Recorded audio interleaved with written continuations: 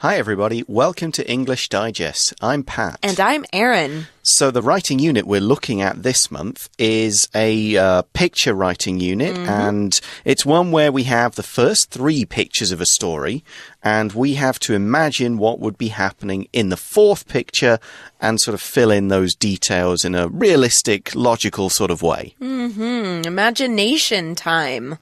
All right, so we can kind of see from the pictures in our magazine here that we've got some passport issues. Oh, yeah. Someone not bringing a passport to the airport, and sort of what might happen next is how we're going to tell this story. But let's talk about if we've ever done something similar. Oh, I've cut it very late arriving at airports and getting on planes. I have not yet been in a position where I've suddenly got somewhere and I realize, oh my goodness, my passport is not with me. Right.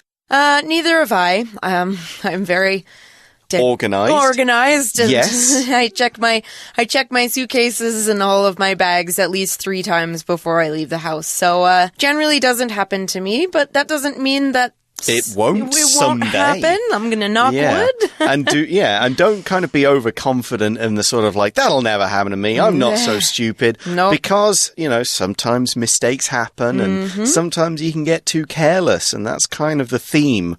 Our guy in this picture has been careless. We can clearly see that he's not doing what he should be doing. And we'll sort of talk about that as we start to build up the details of this story. That's right. So, before we actually get into those details, of course, we say this every time, the most important thing is to first read your instructions because it may give you some hints about what you have to do.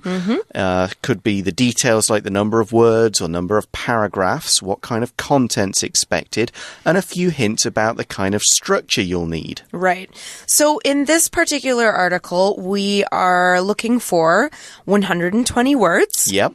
Divided into 2 paragraphs. Yep. And we need specific sort of details in each paragraph. So for this article, what we're going to do is in the first paragraph, we're going to write about the first 2 pictures. We'll describe them. We'll add details such as the names of the people, where they might be going, kind of how they're feeling, that sort of thing. As long as it's clear what's happening, that's what we need. Exactly. And then, sorry. Yeah, in the second paragraph, we'll first do the same for the 3rd picture and then the conclusion. What happened, how the story ended, and so on. And we will then sort of mention a lesson that can be learned from this experience, both by the character in the story and by us and our readers. Okay, so this is a narrative article. We're telling a story. We're starting in the earliest stage, so it's a chronological order, so we'll start from the very beginning and we'll sort of work our way forward. And what that means is that we're starting with events that have happened in the past. So we'll use past tense and maybe every once in a while some past perfect tense in there as well. Exactly. If we want to show the relationship between one event and an event that took place earlier, we'll need to use the past perfect tense. Okay, so we've got our pictures, and so we can basically now start looking at the first paragraph. Now, this one is reasonably simple, okay? There's nothing really you have to use your imagination for here. It's all going to be about those first 2 pictures and what's going on in them. We don't have to invent the next part of the story just yet. And when you're doing any kind of picture writing article, it's always good to set yourself some simple questions: who, what, where, why, when, how, and so on. And that answering those simple questions will give you all the information you need to write the paragraph. The most important thing we need to know is who is the character and what is he doing. Right. Okay, we can take some example answers from the writing sample 1 that we have in our article to answer these. So, first of all, the most important thing, who is the main character? Howard, of course. Okay, we're calling him Howard. You'll see in the second sample, the guy's name is Kevin. You can pick whatever name you like, basing it on which of my friends is the most careless. Who would this happen to? Right, that makes sense. Okay, so we've got Howard. What is he doing? He is playing video games. Looks like he's playing some sort of war game. Yeah, a little shooting game there. He's got his headphones on, so he won't be able to hear anybody. He's got the mouse. He's got the keyboard. He's playing happily. You can see from his expression, he's pretty happy about shooting people and bad guys in a game. However, looking at the stuff behind him, we can ask, what should he be doing? Well, it kind of looks from what's going on in the picture that he should be packing a suitcase. He's got some clothes sort of on the bed and on the floor, and I can see his passport there, so he seems to be going on a trip very soon, and so probably should be working on that. Exactly, and we can clearly see, what has he forgotten to do? Well, forgotten to do everything, basically. Yes. But I think he's going to forget his passport. Most importantly, yes. We can sort of figure that out by looking particularly at picture 3. Yes. And sort of going forward a bit and going, that's what's going on. So, we've got Howard playing computer games. He should be packing. He's forgetting stuff. He's clearly not taking care. The second picture is somewhat happier. Yeah, so the second picture, we might ask again. We'll start out with, who are the people in the second picture? Okay, so we recognize Howard or Kevin or whatever you've called him. And then we've got his parents. We've got his dad in the sunglasses on the left, his mum in the nice dress on the right. And they've all got their suitcases and some hand luggage, and just to really bring it home, Dad's got sunglasses on. He's in holiday mode or vacation mode. He's ready to go and get some sun. Right. Okay, so we can kind of see what they look like, kind of how they're feeling maybe, but what are they doing specifically? Specifically, they are setting out to go to the airport. Right. They've got their luggage, they're leaving home.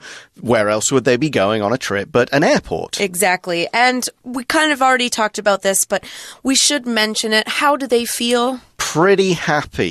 They've all got smiles on their faces. They all seem in a good mood. Right. Now, there's one last question. You can choose to include this or not. So in sample 1, we haven't included it, but in sample 2, we have. We could ask this question. Where are they going? Yeah, writing sample 1 doesn't actually put that. It just says a vacation. They're going somewhere.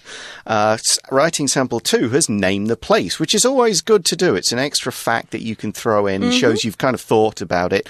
And we've named Australia. That's the family is off down under, which is a kind of informal name that Australia is known as, because it's kind of down under at the bottom of the world. Yep. Not quite at the bottom, but almost. Yeah. There's always the idea growing up that everyone there walks upside down. Okay, so they're off. And that is the first paragraph done. We've got the information to describe pictures 1 and 2. We've introduced the character of Howard. And by introducing him and what he's doing, we've given an introduction to the story itself. We don't really need to have a more general introduction. We're not sort of stating in a topic sentence to start with, this is a story about carelessness, or this is a story about paying attention. We're telling a story. So the best thing to do is tell the readers who the character is and what he's doing right now. Get us right into it. That's right. Okay, so first paragraph, a little bit easier than what we're going to go into, but we start out the second paragraph by describing picture 3. So we're going to do the exact same thing that we did with pictures 1 and 2. We're going to ask some more of those who, what, where, why, when, and how questions to describe what's happening in the picture. So we can start out by asking, we can obviously see who the character is. We know who is there, but what is he doing? What is Howard or Kevin doing? Well, if you're talking more generally, you'd say he's trying to check in at the airport. This is the place where you check in, you say, I'm here, here's my passport. Here's my ticket. Maybe not these days. I never really have a ticket these days. They've kind of gone past that. But that's the first place where you'd need to show your passport. So, and we could also say more specifically, he's digging around in his bag for his passport. He's trying to find it. Right. Okay, so who... Obviously, we've talked about this a little bit, but who is the other person? That person is, we could say, the check-in attendant. We could say she's a member of the ground crew. We could say she's a member of the airline staff. Yep, airline employee. Yeah, there's a lot of different ways you could name this person by their job. Right. And we already know what the problem is, but what is the problem? Well, Howard doesn't have his passport. We can see by his expression, the question mark over his head, the thought bubble, which shows passport. He does not have his passport. passport. And if we think back to picture 1, we can assume that Howard has left his passport at home. Yes. And what does this mean? Well, of course, this means Howard won't be allowed to check in. He won't be allowed to get on the plane. And so he won't be able to go on vacation. At least not yet, but we'll have to find out when we move on to the possible consequences in picture 4. Yeah. Okay. This is where you're really having to think, what is a logical, reasonable conclusion? You know, we don't want something completely unrealistic here. We don't want Kevin being allowed to fly anyway, because that just wouldn't happen if he didn't have his passport, and it doesn't really teach him a lesson about his behavior. Equally, we don't want something crazy like Kevin gets involved in a hostage situation at the airport. Right, because it's not very likely. Yeah. I mean, in Hollywood, maybe. Yeah, it'd make a good Hollywood action movie. I'm thinking like Die Hard 2 or something like that. But, of course, what are the more realistic consequences of Howard not having his passport when it's time for him to check in? So let's brainstorm a few examples. Okay, well, we could go with the one that's in writing sample 1, and kind of writing sample 2, actually. There's similar consequences here. So maybe they have to book a flight for a later time or a later day even. Some flights only go once a day. And they have to go home and get the passport. Now, if that's the case, Howard's probably going to be in a bit of trouble. So he'll probably be punished in some way. Yes. Now, we could have an even worse consequence, which is maybe they just don't have time or the next flights are full. The vacation is cancelled completely. None of the family can go. No members can go. So Howard, of course, will be punished probably quite severely. For forgetting his passport and completely ruining things. I imagine there's going to be probably a bit of a stressful relationship with the family for a few days after that as well. I would say so. Now, there is another possibility. Depending on Howard's parents, they might decide, well, you're going to have to stay at home. We'll quickly call your grandparents and they will come and pick you up at the airport. Or your uncle or some other family member. And we will go on our vacation. So your punishment will be that you don't get to go. That seems like a very good way to learn a lesson. Absolutely. And as a bonus for the parents, they'll have a little bit more room on the airplane. They'll have a whole spare seat. Yeah, and they might have a nice little honeymoon as well. Yeah, like some time to themselves without Howard messing things up around them. All right. So we've got, those are probably the 3 most realistic. There aren't many other things that are likely to happen. No, you're definitely not going to be allowed on the airplane. And, I mean, you can always leave and come back, and it's usually just a question of changing flights, sort of thing. So I'd say those are probably the 3 main consequences that might happen. Okay, so we can pick one of these, describe it in the same way we have with the other pictures, along with how Howard and his family members are feeling.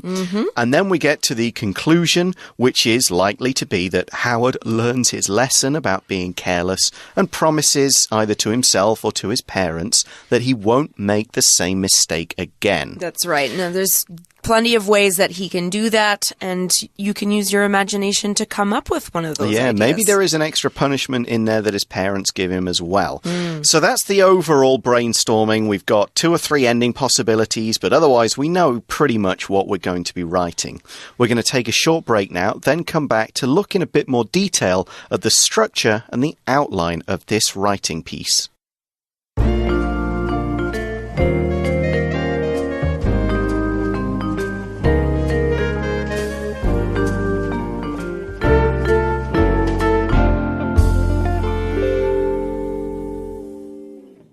All right, welcome back. So what we're doing now is we're kind of taking all of the brainstorming ideas that we talked about in the first half, and we're going to put them together into an outline and figure out how we're going to form our paragraphs and then fill them in and, of course, finish up our writing samples.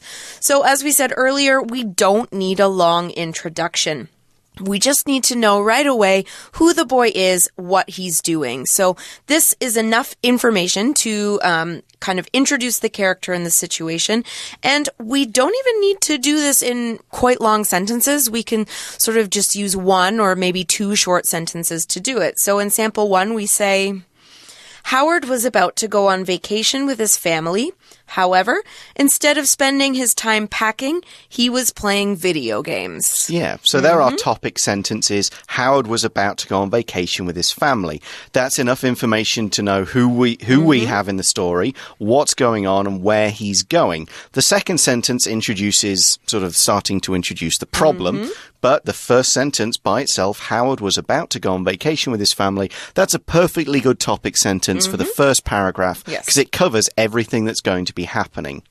Sample 2 kind of combines both of these ideas in a single sentence with a second clause.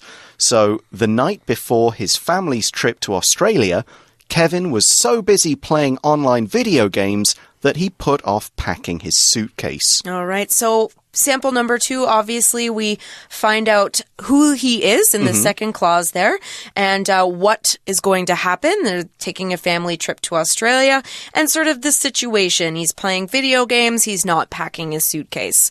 All combined into one sentence. Yeah, one pretty effective topic sentence because it gives us everything we need to know to understand what follows. And then we sort of add the usual sort of supporting details as we would when we're writing. Either way you choose to do it is fine. It just gets us into the action, quickly explains who the story's about and what is happening. So then the sort of supporting details are kind of like the parts of the story, just sort of add who's doing what, who's feeling what did happen, what didn't happen. So we take a look at paragraph 1 and we know we've got the first 2 sort of sentences down. Howard was about to go on vacation with his family.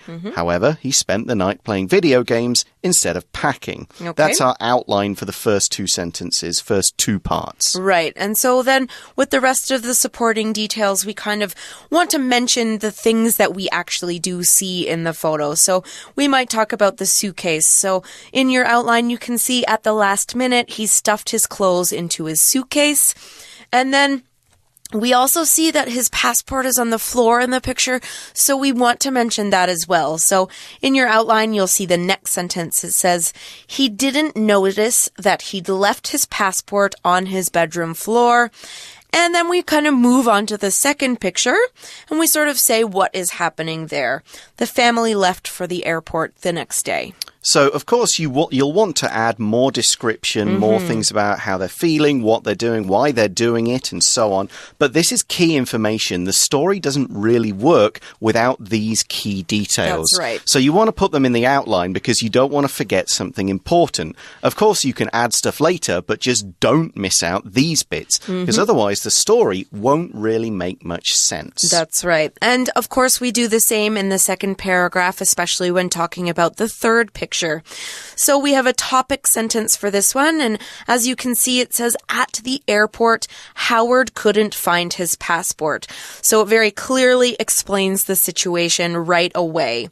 And what we do next is we kind of go into the problem further, and then we start talking about the solution. Yeah, the topic sentence is good. At the airport, Howard couldn't find his passport because it immediately explains what the whole paragraph is going to be about, the problem and how the problem is solved. So that's why it's such a useful topic sentence. So the details that follow that, Howard's obviously realizing what's happened. He realized he must have left it at home. Okay. We then know the immediate consequence. He wasn't allowed to get on the plane. Those are all the things we've discussed. So now we get to the solving the problem. All right, so here's what the writer has chosen to do in this sample. It says, his mom arranged a later flight. Now, we're probably going to add details about some anger, some what are we going to do about this in the sample. Howard gets yelled at. Right, but we don't need to include that in the outline. We simply need to say what the solution is and how they're going to go forward. So his mom arranged a later flight, and that gave them time to rush home to get Howard's passport. So, 2 simple things that they could do. arranging a flight, rushing home, coming back to the airport, going on vacation. Yeah, and that gets, again, this is all key stuff for the story. You can't miss out those details or the story won't make sense. You can add more, but just don't take away these. And doing an outline allows you to really focus on what do I have to include. So then we get to the conclusion. Howard promised that he wouldn't be so careless in the future. That's our nice little lesson for the character and the readers to finish the story off. Don't be like Howard. Yeah, don't be Howard. So that's our outline. And as we've been saying as we've gone along, you can add more details, transition words and phrases, and so on to turn it into a full essay with lots of kind of nice sentences that looks like a very well thought out piece of writing that follows a logical, sensible time structure. And remember, don't leave out any of the details in your outline. They're all key parts, or we can also say beats of the story. However, you should be careful because sometimes it's easy to include too much information, especially information that's not related specifically to the pictures that you're talking about. For example, you wouldn't want to spend 2 or 3 sentences writing about Howard's computer game. Exactly. It's not very important to the story. Exactly. And that's why you use your outline. If you're not going to include the information in the outline, you can use it to sort of spice up your story a little bit too much, but you don't need to be wasting your precious word count on things like what the video game is about or what they were wearing. How many clothes they packed in their suitcases. Exactly. And don't like list that. Howard's clothing packing. Right. Okay, so that's our overall approach. Let's see how it's turned out in writing sample 1. Howard was about to go on vacation with his family. However, instead of spending his time packing, he was playing video games. He left all of his packing until the last minute and then stuffed his clothes into his suitcase. As a result, he didn't notice that he'd left his passport lying on his bedroom floor. Howard's family set out for the airport the following day with no idea of the problem they were about to encounter. At the airport, Howard had to present his passport to check in. He checked his pockets, backpack, and suitcase, but he couldn't find it anywhere. He realized he must have left it at home. Therefore, he wasn't allowed to get on the plane. Howard's father was angry, but his mum calmly arranged a later flight. That gave them time to rush home and get Howard's passport. Howard was glad that he hadn't ruined the trip and promised himself and his family that he wouldn't be so careless in the future. Okay, so if we take a closer look at that article, we can see how we used past tense and past perfect. We have the sentence, as a result, he didn't notice that he'd left his passport lying on the bedroom floor. That's one good example of our past perfect tense. Yeah. And you can notice that we kept it very simple in paragraph 1. We really just explained what was happening.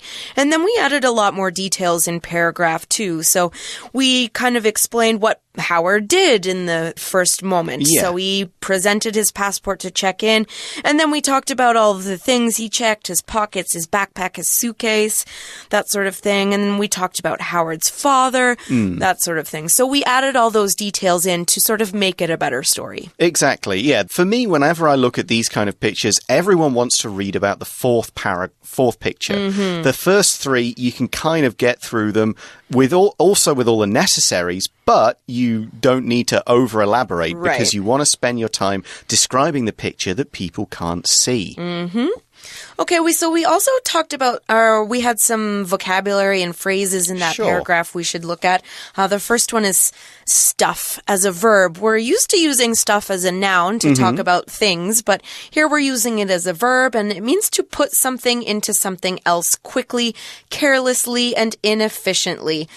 For example, by stuffing things into a suitcase, you generally waste a lot of space. You can't fit everything in. And instead of sort of folding everything up, you sort of just kind of throw it in there and that sort of thing. And yeah. You can do that with things into your school bag or even food into your mouth. Yeah, it's not efficient trying to eat that way. You'll spill some and make a mess. Yes. Okay, we also saw at the end of the first paragraph, the family is going to encounter a problem. To encounter someone or something is to meet or meet with that thing, but you don't plan to do so. If you encounter a friend when you're at a department store, you didn't plan to meet there. You just, as another phrasal verb could be, ran into each other. So in the second paragraph, we saw present used as a verb, and it's got a slightly different pronunciation. As a noun, we'd say a present, or yes, I'm present today as an adjective. As a verb, it's present. There's more stress on the second syllable. And it just means to show something to someone. Right. You present your passport, you could present your ID, you could present some facts in a presentation. Exactly. We also use the phrasal verb check in, and we use this phrasal verb and check out, another phrasal verb, to sort of officially confirm your presence at a hotel or an airport. So you kind of have to go show them your passport, show them your booking number, and they sort of say, okay, yes, you're supposed to be here. Just follow the directions and go to your room or go to your gate, that sort of thing. Yeah. And then the opposite, sort of when you're leaving the hotel or leaving the airport, you can, I suppose you don't really check out of the airport, but you check out of a hotel. Yeah, you would. You'd go through immigration, and Yes. I guess that's a bit like checking out. It's saying I've left the airport area, Right. isn't it? So, Yeah. but it's all going through the necessary formalities for getting into a room, on a plane, maybe onto a train, or something like that. All right, let's go to writing sample 2 and find out what happened with Kevin. The night before his family's trip to Australia, Kevin was so busy playing online video games that he put off packing his suitcase. He'd even tossed his passport on the floor in his hurry to get on the computer. The next morning, Kevin rushed to throw some clothes in his bag, not taking any time to double-check his belongings. Then, walking out the door, he grinned at his parents, happy to finally be going on vacation. They smiled back, sharing Kevin's delight as they headed to the airport. As Kevin approached the check-in counter at the airport, he realized that he'd left his passport at home. Though the attendant was sympathetic, she wouldn't allow Kevin to board his flight. Consequently, he had to admit his mistake to his parents, who then canceled their flight and booked one for the following day. Knowing how costly this decision had been, Kevin not only agreed to hand over the earnings from his part-time job to help pay for the new tickets, but also promised to stop throwing caution to the wind. So in that case, we've had them leaving a day later rather than on a later flight. Presumably there aren't many flights a day to Australia, so that was the only choice they had. There are a few things we could look at, but we're getting short on time. One I'd like to highlight is check-in counter, because it's sort of useful daily real English that you might use at an airport. The check-in counter is where you check in, and we've talked about that. We mentioned about it's where you give your tickets, your passport, you get your boarding pass, and it's also where you check in your larger bags, which means you kind of register them, they get labeled, and they are put, hopefully, on the correct plane. Yes, you never know what's going to happen. Now, one last thing we should look at in that sample before we finish up is the phrase, idiom, yeah, throw caution to the wind. Now, what we mean by this is when you throw caution to the wind, you're being careless. You're not really worrying about risks or consequences or things that might come from sort of careless behavior. Yeah, it's just like, whatever, I'll do it. Here we go, YOLO, etc. Exactly. All right, well, that is all the time we've got for today. Thanks for listening to our lesson for English Digest. I'm Pat. And I'm Erin. Talk to you again soon. Bye-bye. Bye.